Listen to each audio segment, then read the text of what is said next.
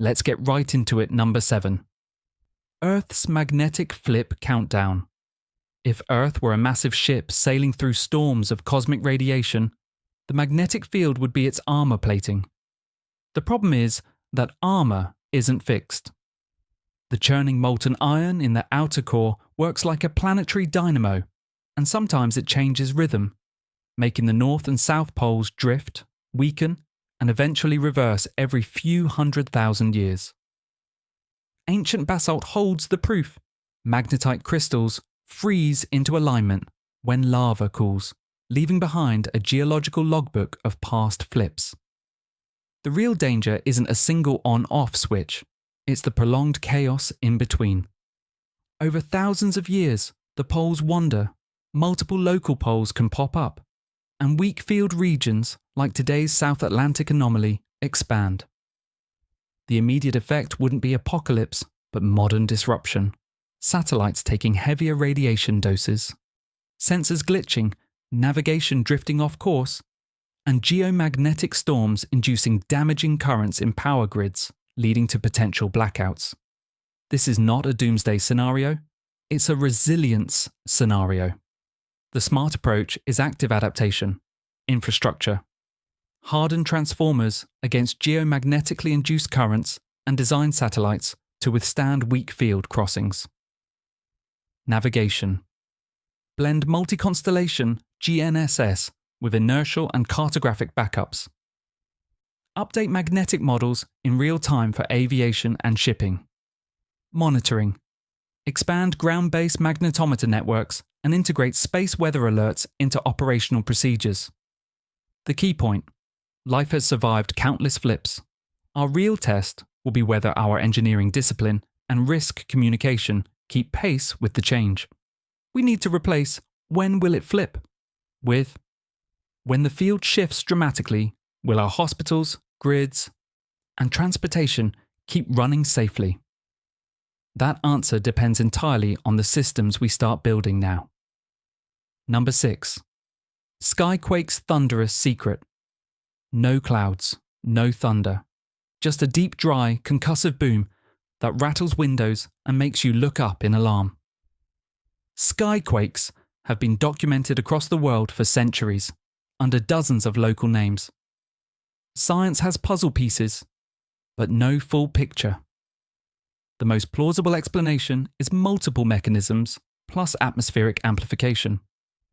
Key candidates include atmospheric ducting. On days with temperature inversions or special wind layers, low-frequency sound can travel hundreds of miles, making distant sources seem overhead. Small meteors, giant bolides, high-altitude breakups invisible in daylight can produce delayed sonic booms. Cryosisms in cold regions, very shallow quakes, karst cave collapses, or offshore gas explosions. Each leaves its own subtle signature. Sonic booms from aircraft or missile tests, sometimes unannounced.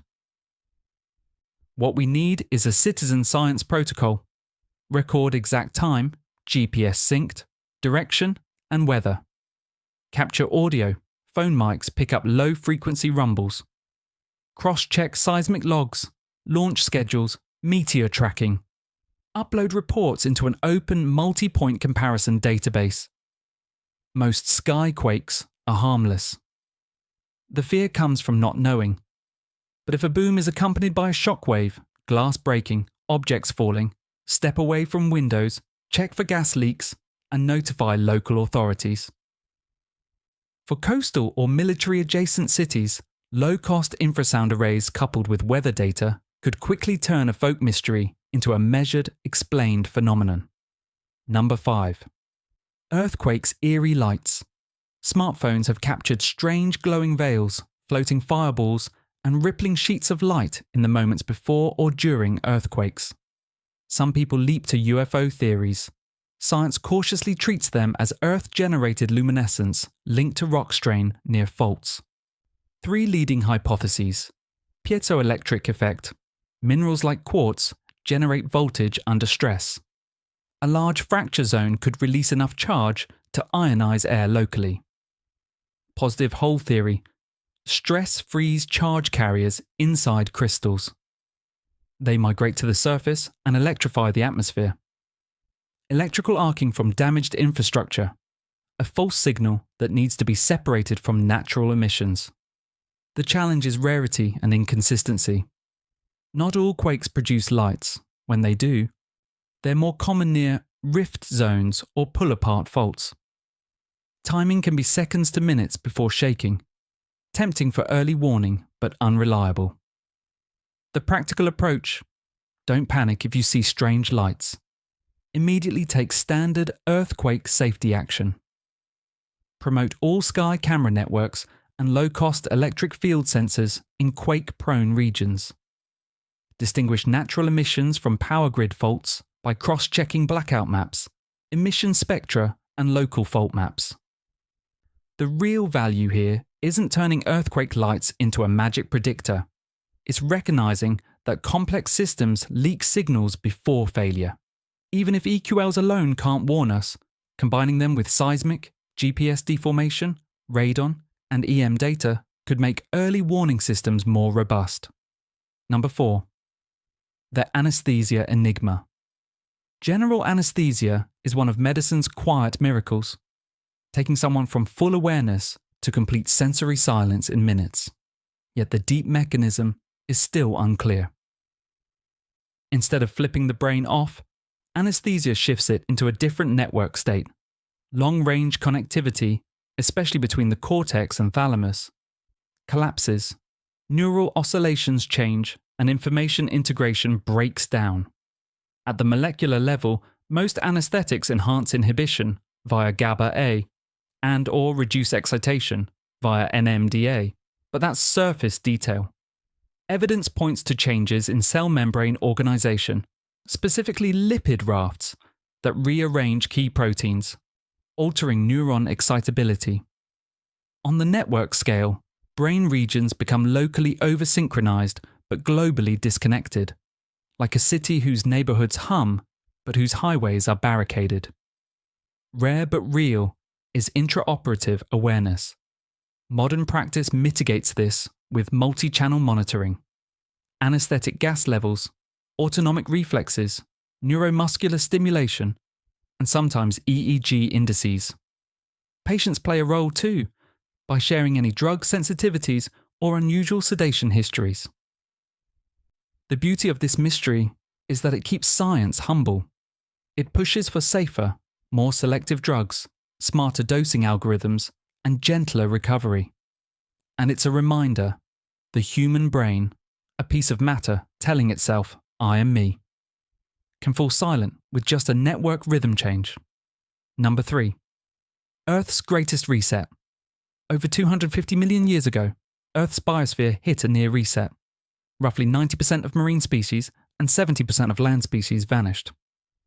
The prime suspect: Siberian Traps volcanism.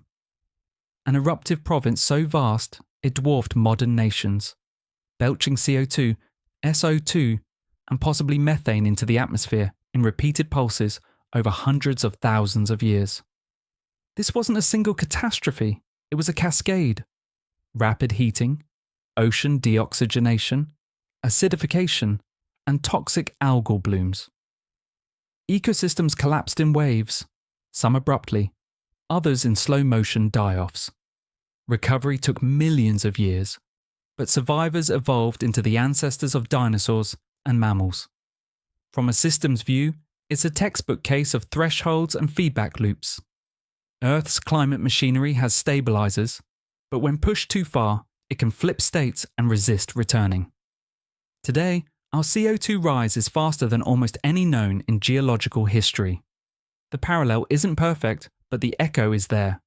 Coral bleaching, dead zones, extreme wildfires. The takeaway isn't fatalism. It's control theory applied to a planet. Cut net emissions, restore carbon sinks, climate-proof cities, reform agriculture to protect soils and biodiversity. Resilience isn't just a natural trait, it's a design choice. Number 2. The Eridanus Supervoid's Emptiness. Amid the cosmic microwave background, the baby picture of the universe, lies a peculiar cold spot. Along the line of sight toward Eridanus, galaxy surveys reveal an unusually vast supervoid, a region with far fewer galaxies than average, possibly hundreds of millions of light-years across. When light passes through such a gravitational dip, the integrated Sachs-Wolf effect can sap its energy, making it appear colder. But here's the puzzle. Simulations suggest a normal void shouldn't be big enough to explain the cold spot alone. Some physicists invoke exotic early universe structures, like cosmic textures. Others argue it's just statistical fluke. The deeper lesson is humility. We have only one universe to observe, and no second lab to rerun the Big Bang. The way forward is sharper mapping, deeper galaxy surveys, higher resolution CMB polarization studies, and better gravitational lensing data.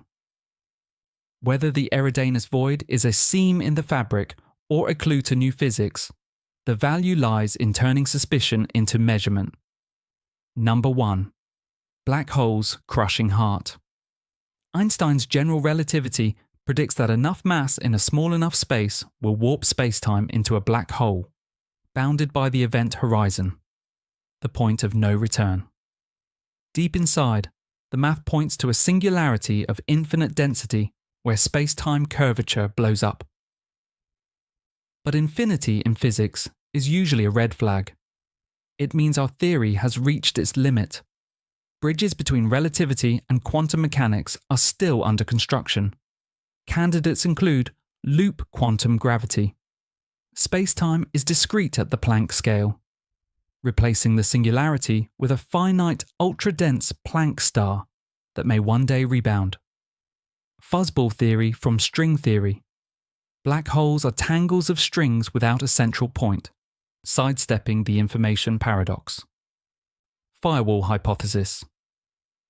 The horizon itself could be violently energetic, preserving information but violating the equivalence principle. What we can measure: gravitational waves from black hole mergers, the rings around M87 Taung, and SGR-A-IDS from the Event Horizon Telescope, and the precise ring down of space-time after collisions. Each test probes relativity under extreme conditions. The core mystery remains, but the process of confronting it drives detector innovation, sharper models, and better constraints. Philosophically, the black hole's heart reminds us that the edge of knowledge isn't a wall, it's a vortex. The closer we get, the more we understand both the truth and the limits of truth. And that, not fear, is the most enduring feeling when you look into a singularity. That's all for today. I'll be making similar videos in the future. Subscribe to see them.